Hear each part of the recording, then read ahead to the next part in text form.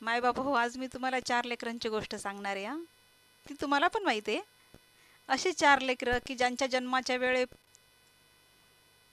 त्यांच्या आईबापांना काय माहीत होतं की ही लेकरं पुढे महाराष्ट्राच्या हृदयात कायमचं घर करून बसणार आहेत म्हणून. पण त्यांच्याच वाटेला सुरुवातीपासून सुख नव्हतं बरं.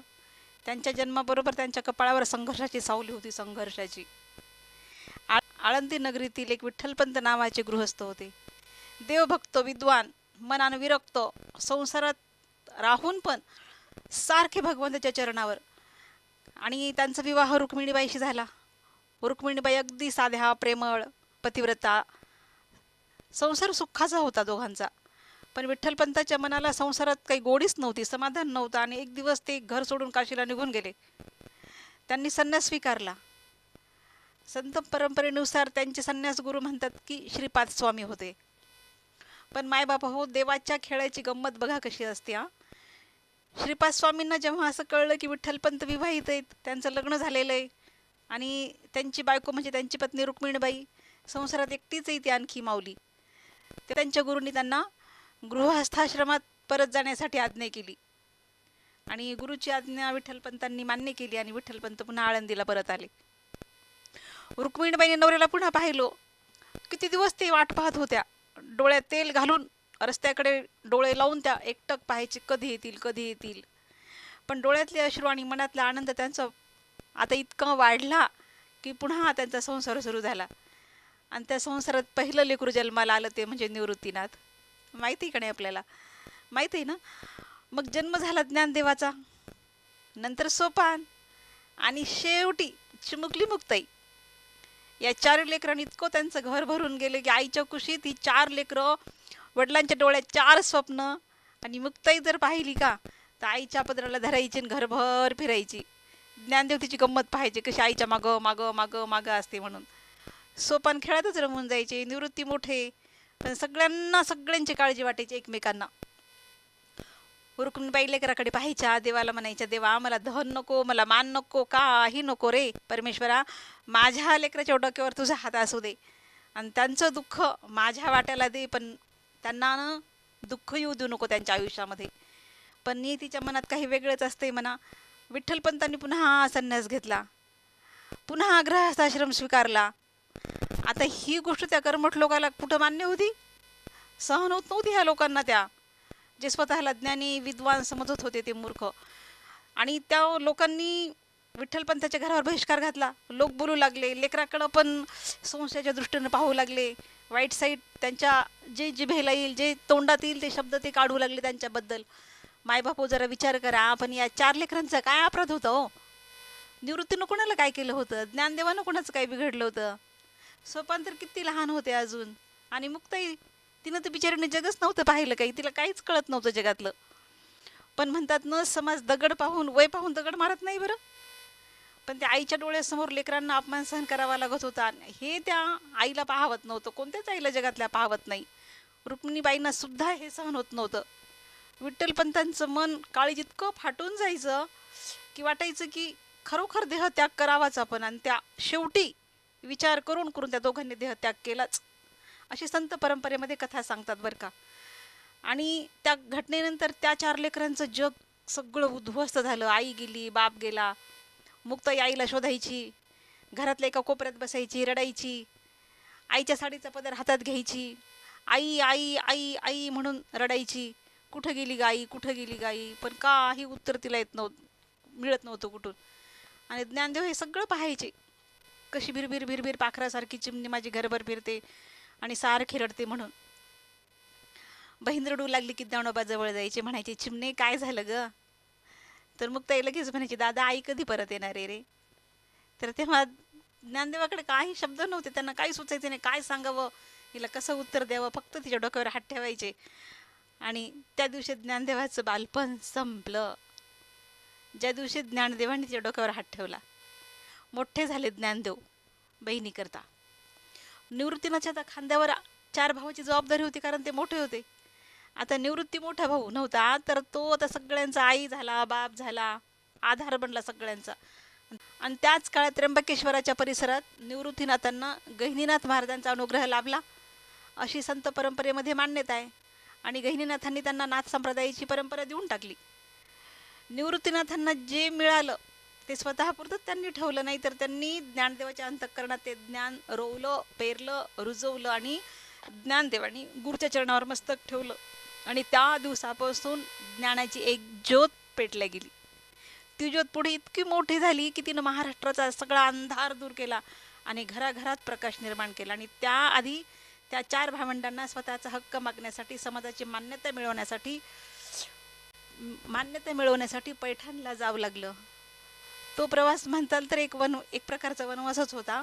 रस्त्यावर काटे, पायात चप्पल नाही, पोटात अन्न नाही, पण मनामध्ये भगवंत.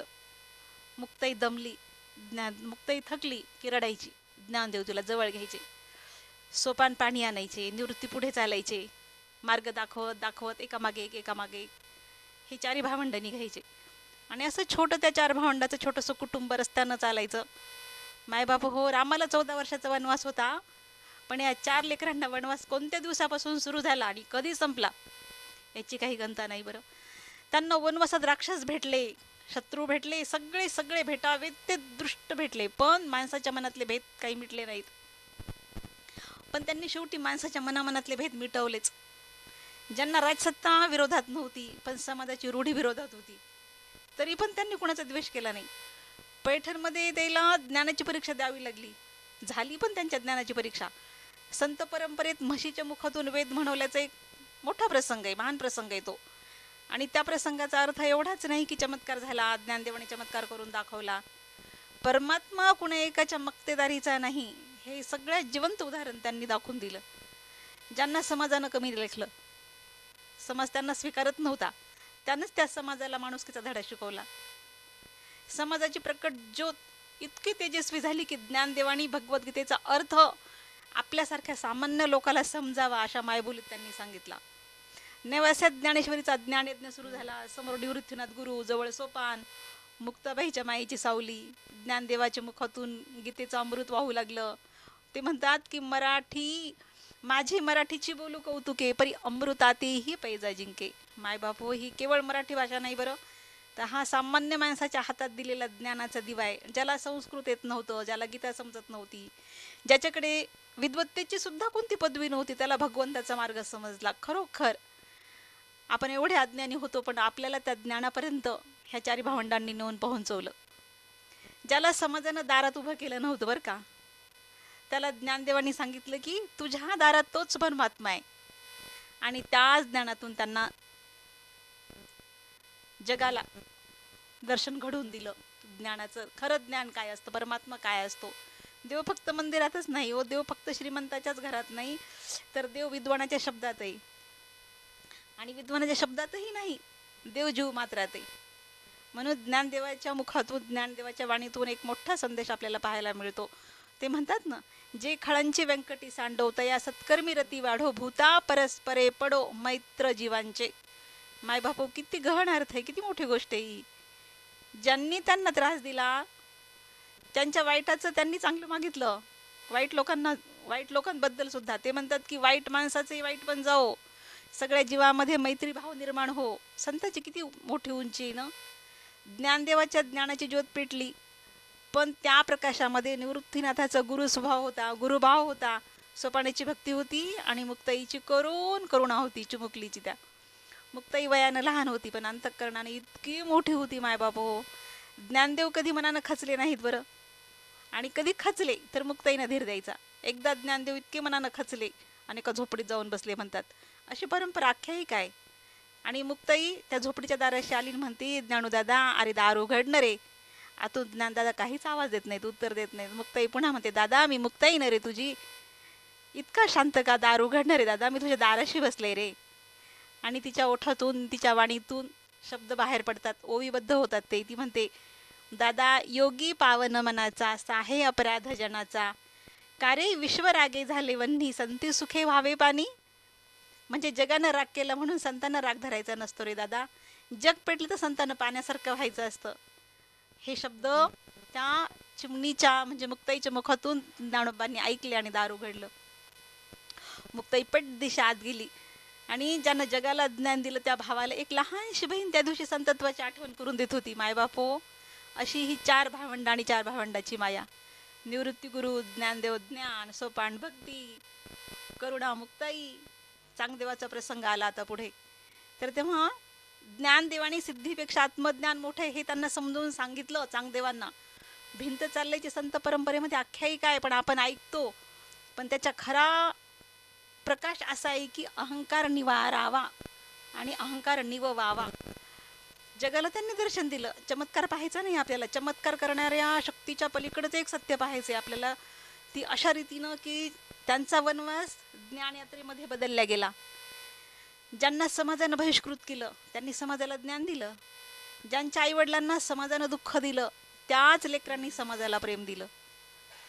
ज्यांना स्वतःच्या घरात आधार नव्हता त्यांनी सगळ्या संपूर्ण महाराष्ट्राला आधार दिला आणि आधार बनून राहिले आजपर्यंत. पण ज्ञानदेवाच्या अंतःकरणात देहाच्या पलीकडची ओढ होती. इंद्रायणीची, आळंदीची इंद्रायणी त्यांना पुन्हा पुन्हा खुणावत होती, बोलवत होती. आणि एक दिवस ज्ञानदेवाने निवृत्तीनाथांना सांगितलं, दादा आता मला समाधी घ्यायची, बास झालं, आता माझी वेळ आली. आता निवृत्तीनाथ गुरु होतेच त्यांचे.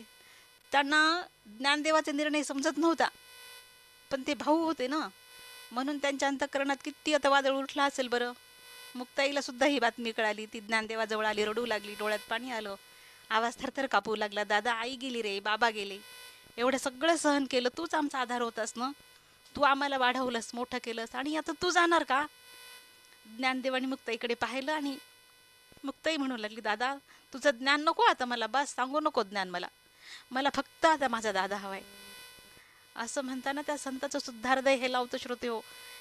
त्या बहिणीला ज्ञानोबांनी जवळ घेतलं. मुक्ते सांगू लागले, मुक्ते अगं देह वेगळे होतात ग, पण प्रेम नाही वेगळं होत, आपण एकच आहोत आणि आपण एकच राहणार आहोत. आणि आळंदीच्या इंद्रायणीच्या काठी ज्ञानदेवानी संजीवन समाधी घेतली. इंद्रायणी खळखळा खळखळा वाहू लागली, पण एका बहिणीच्या डोळ्यातून वाहणाऱ्या अश्रूचा प्रवाह काही थांबत नव्हता बरं. सोपान गेले, मुक्ताईला विरह झाला पुन्हा. शेवटी निवृत्तीनाथ गेले. चार भावंड चार दिशेमध्ये विलीन झाले. त्यांची ज्योत विझली नाही आजपर्यंत. आज ज्ञानेश्वरी उघडली की ज्ञानदेव बोलतात आपल्याशी. निवृत्तीनाथांची गुरुकृपा आपल्याला जाणवते. सोपानांच्या भक्तीची ओढ आपल्या मनाला लागते आणि मुक्ताईची वाणी आपल्या मनाला आईच्या हातासारखी स्पर्शून जाते. म्हणून मायबाप हो, या चार भावंडांची कथा फक्त दुःखाची कथा नाही, ही दुःखातून त्यांनी ज्ञान जन्माला आणलं आणि ज्ञान जन्माला येण्याची ही कथा आहे. म्हणून या बहिष्कारातून विश्वबंधुत्व निर्माण होण्याची कथा आहे ही. वनवासातून ज्ञान प्रगट करून ज्योत पेटवण्याची कथा आहे ही.